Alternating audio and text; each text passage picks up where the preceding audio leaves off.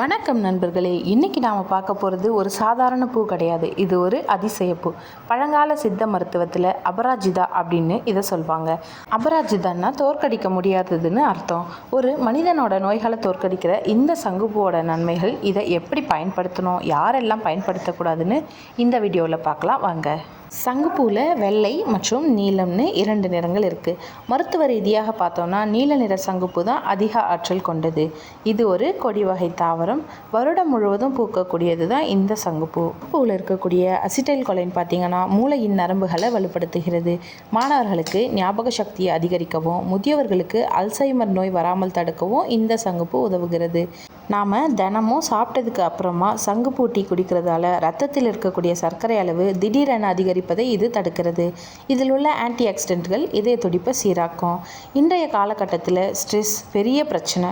நாம் தினமும் சங்குப்பூ டீ எடுத்துக்கும் போது இது மனசை அமைதிப்படுத்தி ஆழ்ந்த தூக்கத்தை தரும். சங்குப்பூ சாப்பிட்டா என்னென்ன நன்மைகள்லாம் கிடைக்குதுன்னு பார்த்தோம். அந்த சங்குப்பூ டீ எப்படி போடுறதுன்னு பார்க்கலாம் வாங்க. தண்ணியை நல்லா கொதிக்க வச்சுட்டு அடுப்பை ஆஃப் பண்ணிவிட்டு ஒரு 4-5 சங்குப்பூக்களை போடுவோம். 3 நிமிஷம் கழித்து வடிகட்டினோன்னா நீல நிற தேநீர் தயார். அடுத்ததாக பார்த்தீங்கன்னா நிறைய பேருக்கு இருக்கக்கூடிய முடி உதிர்வு பிரச்சனை. தேங்காய் எண்ணெயோட சங்குப்பூக்களை சேர்த்து நல்லா காய்ச்சி தேய்ப்பதால் முடி உதிர்வு நின்று முடி அடர்த்தியாக வளரும். இந்த சங்குப்பூக்களை பறித்து நிழலில் காய வச்சு நீண்ட நாள் பயன்படுத்தலாம்.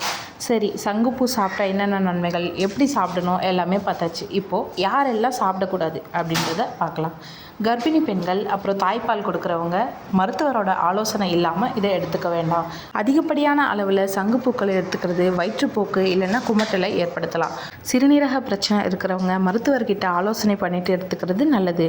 இயற்கை நமக்கு கொடுத்த ஒரு அற்புதமான மருந்து தான் இந்த சங்குப்பூ. வெறும் அழகுக்காக மட்டுமே உங்கள் வீட்டில் வளர்க்காமல் அதோட மருத்துவ பயன்களையும் அனுபவிங்க. இந்த வீடியோ உங்களுக்கு பிடிச்சிருந்தா லைக் பண்ணுங்கள், உங்கள் நண்பர்களுக்கும் ஷேர் பண்ணுங்கள். நீங்கள் சங்குப்பூ டீ குடிச்சிருக்கீங்களான்னு கமெண்ட்டில் சொல்லுங்கள். அடுத்த வீடியோவில் பார்க்கலாம். நன்றி.